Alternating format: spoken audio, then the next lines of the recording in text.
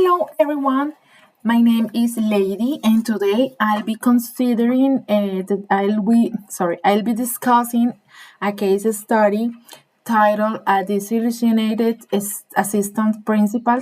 So this case will be focusing on Mr. James Carter, an assistant principal at Lincoln High School, who is struggling with a lack of support or autonomy and recognition from his principal, Dr. Helen Thompson.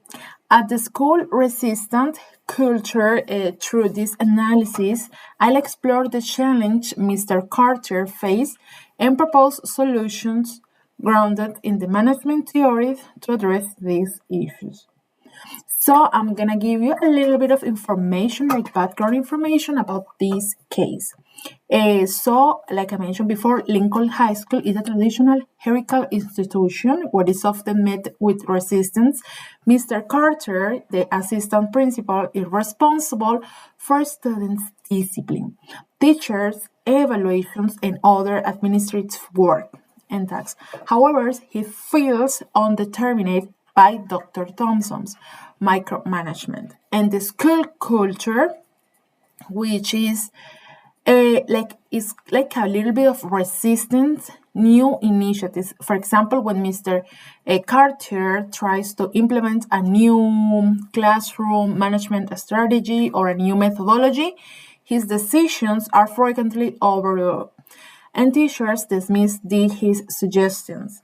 This lack of support and autonomy has left Mr. Carter feeling disillusioned and ineffective in his role at all. The problem farming is that the core problem for this case, Mr. Carter's inability to fulfill his responsibilities due to lack of empowerment, poor communication, and resistance to school culture. Dr. Tom's micromanagement, like I mentioned before, undetermined his authority, while teachers resistance to make this change, it will be more difficult for him to implement new ideas, new methodologies. The situation reflects a breakdown in shared leaderships and collaborative decision making, which is like an essential for effective school management without clear communication and mutual respect. Mr. Cartier's ability to influence meaningful change is severely limited because we now are going to talk about a solution for this case according with the information that I just mentioned before. And my proposed solution for this case is to address this challenge. I propose a three-part solution grounded in, first of all, transformation leadership according to a Coder's 8-step change model. First, Mr. Carter should improve communication with Dr. Thompson because that is really important between each leader in different administrations have a really good communication. For example, he could propose a weekly 3-minute meetings to share updates and seek a feedback. This approach reflects transactional leadership, which emphasizes clear communication and mutual accountability. So he will be considered important, and the strategies that he has found because of his research or just trying out new things with the students will be considered. Second, I consider that Mr. Carter should build trust with teachers by involving them in decision-making process. For instance, he could organize a committee for teachers to co-develop a new solution framework, ensuring that their voices are heard and valued. Like I mentioned before, don't feel like they're just wasting time or their ideas are not important. So this aligns with team-based leadership, which focuses on collaboration and shared goals.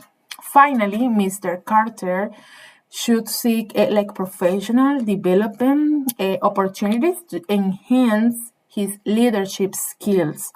For example, he could attend a workshop. I consider this as a good option. Management and apply the strategies learned to, for example, introduce a small incremental change at Lincoln High School. Don't always be with the old methods or the things that they are already used to. They need to like explore a little bit more. So this reflects, like I mentioned before, Goddard's 8-step change model, which emphasizes preparing and improving others for change. However, implementing these strategies, it is not without like challenges, because there is gonna be challenge because it's something new that they're gonna try it out, and it's always a process, right? But Mr. Carr should start with low stakes change, seeking improve from influential allies, and frame his request in terms of shared goals, such as improving the students' outcomes, for example, is really important. So now, by just finishing this explanation, I would like to share a little bit of my conclusions in this case. So I consider that this case, a disillusioned assistant principal, highlights the importance of empowerment in communication. That collaboration is in the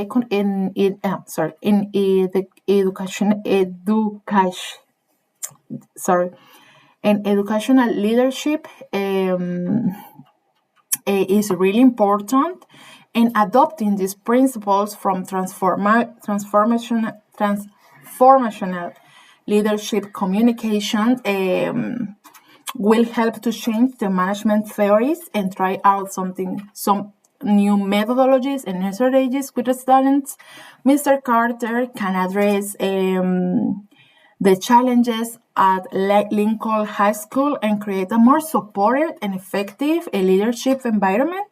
This case serves a reminder, actually, that school with an effective leadership requires not only individual effort, it's a collaborative and it's adaptive, and it's the beautiful thing of this beautiful labor as an educator, because you need support, and organizational culture is really important. So thank you for listening, and I'm looking forward to see if you had any questions.